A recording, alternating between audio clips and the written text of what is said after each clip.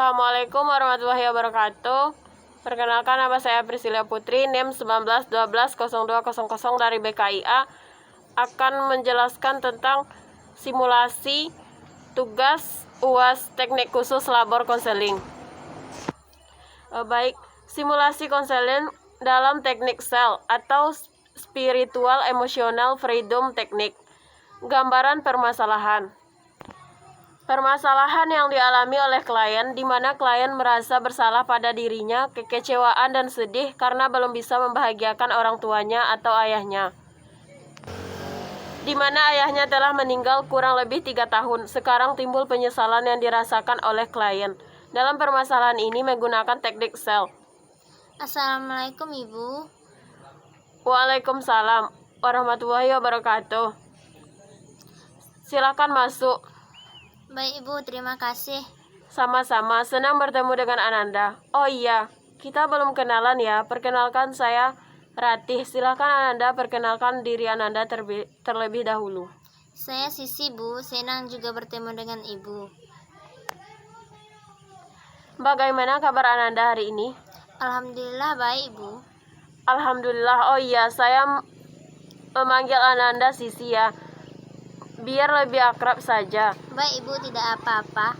Baiklah, setelah kita melakukan perkenalan ini, semoga bisa memberikan kelancaran dalam proses konseling kita saat sekarang ini. Amin. Amin. Baik, sebelumnya apakah Ananda Sisi sudah pernah melakukan konseling? Belum Bu, itulah Bu. Sebenarnya saya takut dan kurang percaya kepada orang aja sudah itu Ananda tidak perlu takut untuk mengungkapkan permasalahan Ananda, karena keputusan Ananda untuk di sini sudah tepat. Karena saya sebagai konselor tidak akan membocorkan permasalahan Ananda ke siapapun. Dalam proses konseling ini akan memberikan bantuan kepada klien untuk mengatasi permasalahan yang sedang dialami oleh klien. Iya Bu, saya percaya kepada Ibu.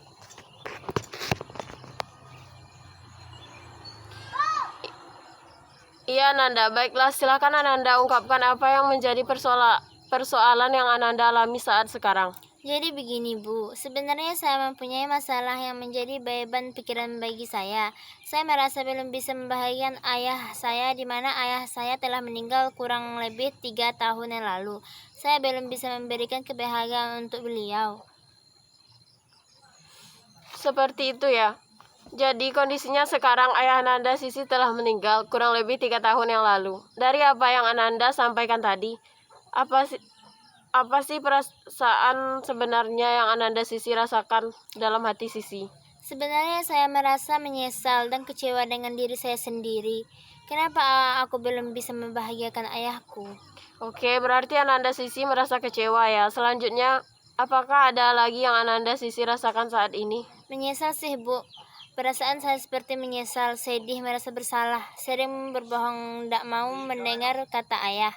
Saya dulu banyak sekali menasihat memberikan ayah saya dulu, tidak saya jalankan. Dan ayah saya sering marah dulu kepada saya. Saya merasa apa yang Ananda rasakan.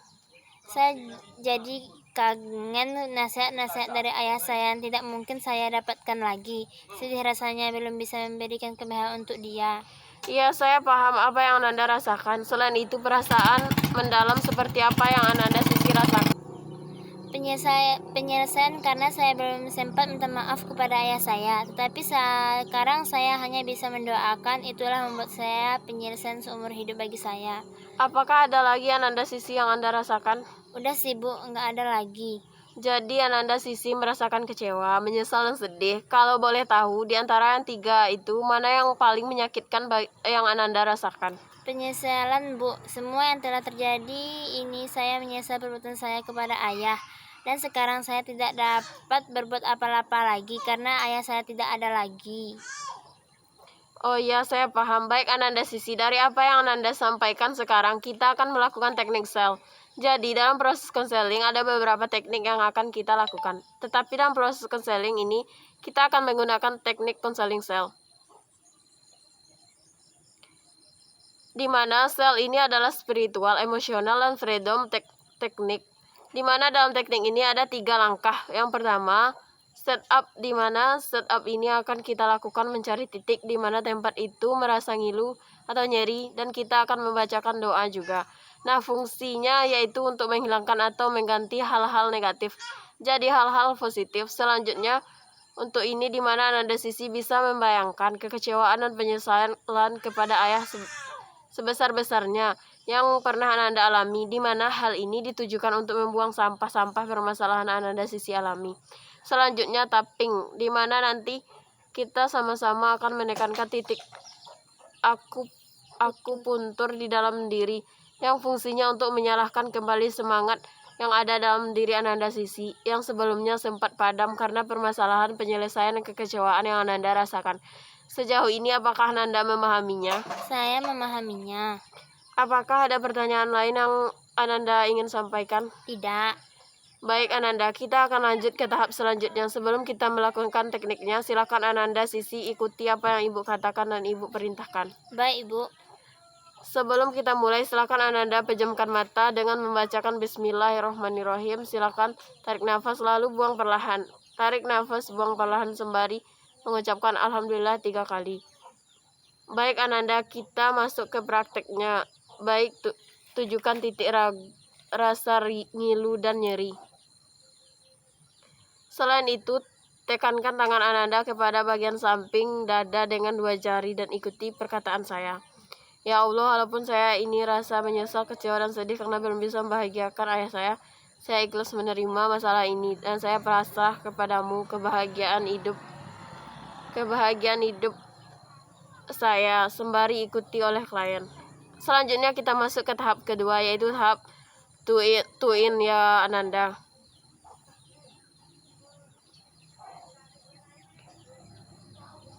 Baik, Ibu.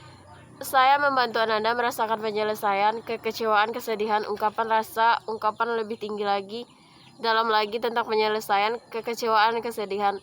Semasa Ananda membohongi ayah Ananda, hingga ayah Ananda telah tiada. Ungkapan lebih besar lagi, bayangkan dan rasakan ke depannya Ananda ada ayah Ananda. Sampaikan semua perasaan yang ingin Ananda sampaikan, yang mungkin belum tersampaikan. Silahkan Ananda sampaikan. Saya pengen peluk dan minta maaf karena banyak salah, banyak menyusahkan. Keluarkan semua perasaan yang Ananda ingin sampaikan. Aku kangen ayah, aku sangat sedih bila mengingatkan kesalahanku. Sampaikan apa yang Ananda rasakan, bayangkan lagi ayah Ananda masih di depan Ananda. Apa yang Ananda ingin sampaikan? Mau minta maaf belum bisa menjadi anak baik, tapi aku berjanji akan membahagiakan ayah nanti. Silakan Ananda keluarkan semua apa yang Ananda rasakan sampai Ananda bisa merasa tenang. Masih ada lagi Ananda yang ingin disampaikan? Baik Ananda, jika tidak ada lagi dan jika Ananda sudah merasa lega, mari kita berdoa bersama. Dengarkan ucapan saya dan ikuti ya. Ya Allah, saya pasrah dengan permasalahan saya hadapi ini. Saya serahkan semuanya kebahagiaan hidup saya hanya kepada Engkau ya Allah. Baik Ananda, selanjutnya kita lanjut ke tahap ketiga, yaitu tapping. Ikuti saya ya, silakan pegang ubun-ubun kepala, baca ungkapan tersebut. Baik, sebaiknya Ananda minta maaf kepada diri Ananda agar Ananda rileks dan juga buka mata Ananda. Setelah membuka itu, apakah Ananda sudah merasakan lega? Sudah, Bu. Untuk membuangnya silakan tarik nafas, hembuskan Alhamdulillah. Tarik nafas, hembuskan lalu Alhamdulillah. Baik, Ananda rileks, semakin rileks. Mulai saat ini Ananda Sisi akan bahagia, terus bahagia dan bertambah bahagia, selalu bahagia, dan Ananda bisa mewujudkan cita-cita dan keinginan harapan Ananda. Silakan buka mata perlahan Ananda. Baik Ananda, sekarang saya ingin bertanya, bagaimana perasaan Ananda setelah melakukan teknik ini? Perasaan saya merasa lega karena telah menyampaikan semua perasaan yang telah saya pedam, Bu.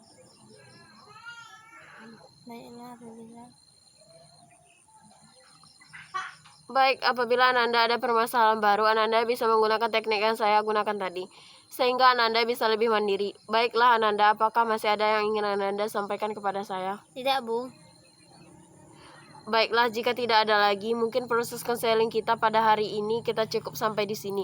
Apabila Ananda membutuhkan saya, silakan hubungi atau langsung datang ke sini. Dengan senang hati saya akan membantu Ananda.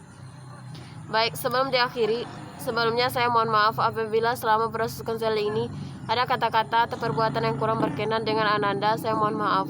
Semoga Ananda bisa memaafkan saya dan saya mendoakan semoga Ananda bisa menjalankan kehidupan baru dengan selalu diberkahi kebahagiaan oleh Allah. Amin. Baik Bu, terima kasih buat doanya. Doanya baik kembali kepada Ibu. Saya minta pamit ya Bu. Baik Ananda.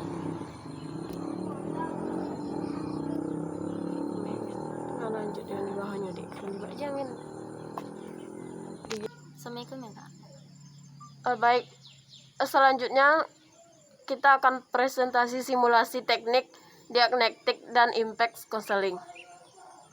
Assalamualaikum warahmatullahi wabarakatuh. Permisi Bu. Waalaikumsalam warahmatullahi wabarakatuh. Mari silakan masuk. Silakan duduk. Ibu senang sekali berjumpa denganmu. Iya, terima kasih Bu. Oh iya, kita belum berkenalan. Baik, kita perkenalan terlebih dahulu. Perkenalkan, nama Ibu Maria. Kalau nama Anda siapa? Nama saya Wita Bu. Oh, Wita. Iya Bu. Bagaimana kabar kamu hari ini? Kabar saya baik Bu. Kelihatannya wajah kamu sangat murung. Tampaknya ada yang mengganggu perasaan Wita. Iya Bu, saya ingin berkonsultasi dengan Ibu.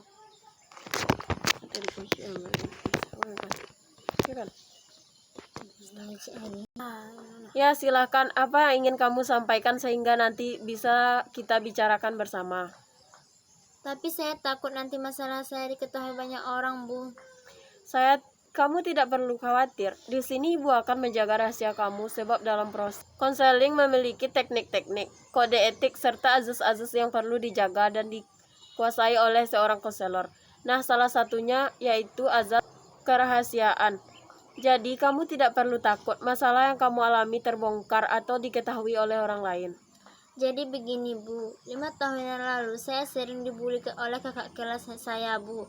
Dan mereka selalu mengancam saya kalau seandainya saya kasih tahu orang tua saya atau sekitar saya semakin disiksa Bu. Tapi saya tidak mau karena apa saya dibully oleh mereka. Apa saya ya? Baiklah Wita. Wita tidak perlu khawatir. Di sini Ibu akan membantu Wita untuk mengetahui apa permasalahan yang Wita alami dan karena apa Wita dibully. Baik, coba Wita pejamkan mata Wita, rileks dan hilangkan semua pikiran yang mengganggu perasaan Wita dan ikuti instruksi dari Ibu ya. Bu. Baiklah Wita, kita kembali mengingat kejadian 5 tahun yang lalu. Silakan Wita jelaskan awal kejadian bully tersebut. Anggap Wita sedang berada di kejadian 5 tahun yang lalu. Pada saat saya menduduki bangku sekolah menengah atas 1 semester 2, ada kelompok kakak kelas menghampiri saya dan saat saya sendiri. Lalu, apa yang dilakukan kakak kelas Wita kepada Wita saat itu? Saat mereka menghampiri saya dilontarkan dengan kata-kata yang tidak enak dengar serta menjauh menjampak hijab saya, Bu. Kata-kata yang tidak enak seperti apa yang mereka lontarkan kepada Wita? Mereka bilang saya anak songong, tidak tahu diri, ngeselin, sok cantik dan suka caper sama orang. Kenapa mereka menganggap Wita seperti itu? Saya juga tidak tahu, Bu. Coba Wita jelaskan lagi secara rinci kejadian sebelum kakak kelas Wita menghampiri Wita. Gini Bu, awal masuk sekolah saya memang sering berjumpa dengan sekelompok siswa itu Bu. Karena saya baru masuk dan saya belum mengenal mereka, jadi saya tidak menyapa mereka Bu. Saya kira mereka seangkatan dengan saya Bu. Lalu bagaimana? Mungkin karena saya sering bersikap acuh dan tidak menghargai mereka. Mereka datang menghampiri saya. Di saat itulah saya tahu kalau sekelompok siswa itu adalah kakak kelas saya, Bu. Dari semenjak kejadian itu, saya selalu dihampiri oleh mereka, Bu. Di saat mereka menghampiri Wita, apakah ada maksud tertentu mereka menghampiri Wita? Kata mereka ingin memberi saya pelajaran, Bu, karena saya sudah songong dan tidak tahu diri, Bu. Apakah ada yang mengetahui kalau Wita sering diperlakukan seperti ini oleh kakak kelas Wita? Tidak, Bu, karena mereka selalu mengancam saya jika ada yang mengetahui masalah ini, saya akan disiksa lebih kejam lagi, Bu. Apakah dengan keadaan seperti ini Wita merasa nyaman dan tenang dengan lingkungan sekolah Wita seperti itu? Sebenarnya tidak, Bu, karena saya akan berangkat ke sekolah saya selalu takut dan cemas, Bu. Takut mereka akan menyiksa saya dengan cara yang lebih kejam, Bu. Oh begitu, jadi Wita pasrah dengan perlakuan mereka kepada Wita tanpa memberitahu siapa-siapa tentang keadaan Wita saat itu. Iya, Bu, karena saya selalu terlalu takut. Baik Wita, ikuti instruksi ibu ya. Buka mata Wita secara perlahan dan kembali ke masa sekarang. Gimana Wita, aman? Aman, Bu. Jadi gini Wita, dapat ibu simpulkan dari permasalahan yang Wita alami, penyebab bully yang dilakukan kakak kelas Wita pada Wita karena sikap Wita yang terlalu sombong, cuek, dan tidak menegur sapa siapapun yang Wita temui di saat di lingkungan sekolah. Dengan sikap Wita seperti itu, itulah yang menyebabkan Wita dibully oleh kakak kelas Wita.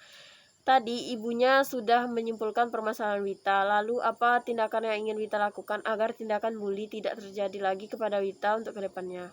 Saya akan bersikap lebih sopan dan saya akan menegur siapapun yang saya jumpai, baik itu kakak kelas ataupun saya akan menegur agar saya tidak dibilang lagi songong ataupun sombong oleh orang lain, dan saya akan mencoba lebih mudah tersenyum ke semua orang. Itu langkah awal yang bagus Wita. Ibu tunggu perkembangan Wita selanjutnya. Baik, Ibu. Bagaimana perasaan Wita setelah melakukan proses konseling ini?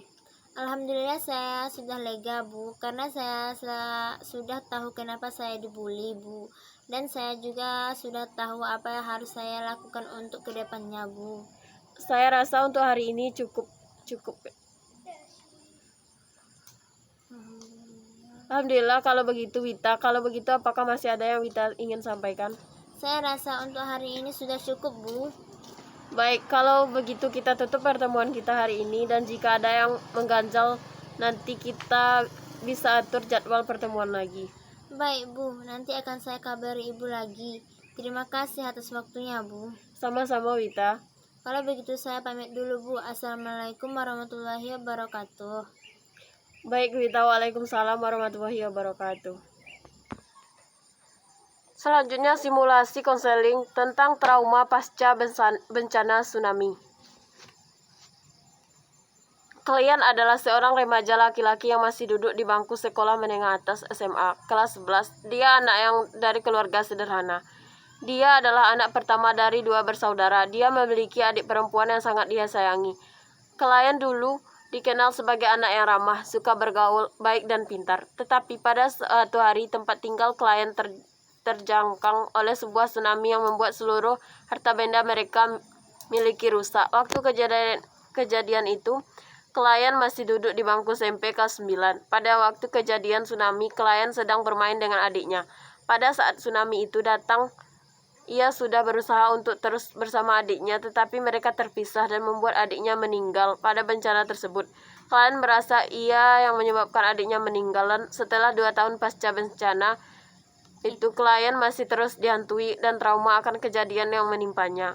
Ia memiliki gangguan kecemasan dan hambatan dalam beradaptasi dengan lingkungan baru.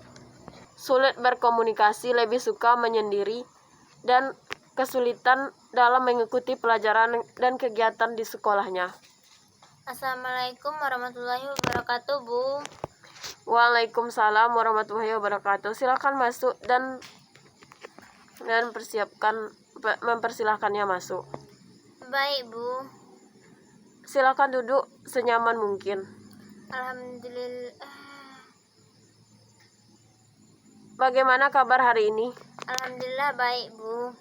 Alhamdulillah. Bagaimana perjalanan Ananda dari rumah kemari? Tidak ada masalah, Bu. Lagi pula tidak terlalu jauh. Alhamdulillah. Sebelumnya kita perkenalan dulu ya. Perkenalkan, nama Ibu Rizka. Baik, Bu Rizka. Perkenalkan, nama saya Romi. Baik, salam kenal ya Romi. Baik, Bu, salam kenal juga. Baik, sepertinya dari tadi kita berbincang-bincang, Ibu melihat Romi hanya menundukkan kepala, seperti Romi sedang ada masalah ya? Ya, Bu, sebenarnya saya datang ke sini dengan memberani. Baik, Bu, sebenarnya saya datang ke sini dengan memberani menemui Ibu. Saya ingin bercerita tentang masalah saya. Saya tidak ingin menjadi terpuruk karena kejadian itu, tapi saya juga tidak mau semua orang mengetahui masalah saya. Baik, Romi. Di sini Ibu akan menanyakan terlebih dahulu kepada Romi tentang kesepakatan waktu. Bagaimana jika kita melakukan proses konseling ini selama 30 menit? Karena Ibu juga ada kegiatan yang mendesak. Bagaimana, Romi? Baik, Bu, tidak apa-apa. Segitu juga cukup. Baik, kita lanjutkan lagi ya. Begini, ada yang mengganggu di pikirannya. Romi bisa menceritakan dan berbagi kepada Ibu. Ibu tidak akan memberitahukannya kepada siapapun. Cerita ini hanya akan diketahui kita berdua saja. Romi datang kemari ingin bertemu ibu, berarti Romi sudah percaya dengan ibu. Bagaimana Romi? 1, 2, 3. Baik Bu, saya hanya memastikan begini Bu, saya trauma dengan kejadian tsunami yang menimpa saya dan keluarga 2 tahun yang lalu. Kejadian itu membuat adik saya ingin meninggal dan kami tidak memiliki apa-apa lagi Bu. Lalu? Saya seperti tidak ada gunanya hidup lagi Bu. Saya tidak bisa menyelamatkan adik yang paling saya sayangi. Saya merasa bersalah Bu. Setelah kejadian itu, ibu dan ayah pindah ke tempat yang baru. Tapi saya tidak bisa menyesuaikan diri saya dengan tempat tinggal yang baru ini Bu. Karena kejadian itu, saya memilih untuk lebih menutup diri saya agar tidak terlalu dekat dengan orang lain.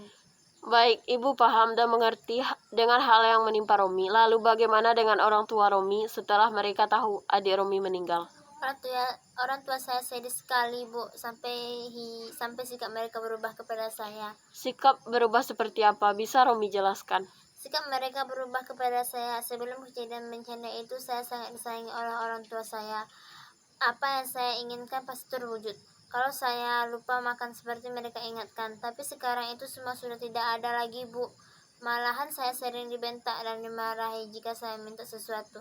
Kalau saya telat makan, sudah tidak pernah diingatkan lagi. Lalu bagaimana perasaan Romi atas perlakuan orang tua Romi? Saya sangat sedih Bu. Baiklah Romi, ibu sangat paham dan mengerti dengan perasaan Romi saat ini. Tapi Romi tidak bisa berlarut-larut dalam kesedihan karena meninggalnya adik Romi. Karena setiap manusia pasti akan kembali kepada Allah Subhanahu wa Ta'ala. Romi harus bisa mengikhlaskan adik Romi dan melanjutkan hidup Romi dengan baik. Romi harus mendoakan adik Romi agar bisa tenang di alamnya. Dan Romi juga bisa jangan putus untuk melakukan ibadah kepada Allah. Dengan itu pasti hati Romi menjadi tenang. Baik Bu, terima kasih atas bimbingannya Bu. Iya Romi, baik di sini Ibu akan memberikan teknik refleksi untuk Romi agar pikiran Romi menjadi tenang dan jauh dari pikiran negatif. Romi ikuti apa yang Ibu instruksikan ya. Baik Bu. Sekarang Romi ambil posisi duduk yang membuat Romi nyaman. Selanjutnya Romi tutup mata lalu tarik nafas dengan perlahan dan keluarkan sambil membayangkan Romi sedang duduk dan bermain. Tertawa senang-senang dengan adik, ayah dan ibu Romi. Tarik lagi nafas lalu keluarkan. Lakukan hal ini sampai Romi merasa bahwa Romi bayangkan itu memang nyata. Bayangkan Romi sudah menjadi orang sukses dan membuat orang tua Romi bahagia. Konselor memberikan waktu untuk teknik refleksi. Ya, sekarang Romi buka mata dengan perlahan sambil menarik nafas perlahan lalu keluarkan. Dan Romi buka mata. Romi sudah merasa tidak ada beban berat yang dibawa dan Romi akan menjalankan hidup Romi dengan penuh semangat.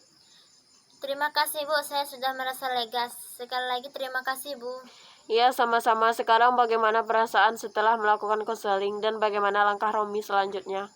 Alhamdulillah saya lega sekali Bu. Saya sekarang sudah tidak sedih lagi karena saya menganggap adik saya ada bersama saya.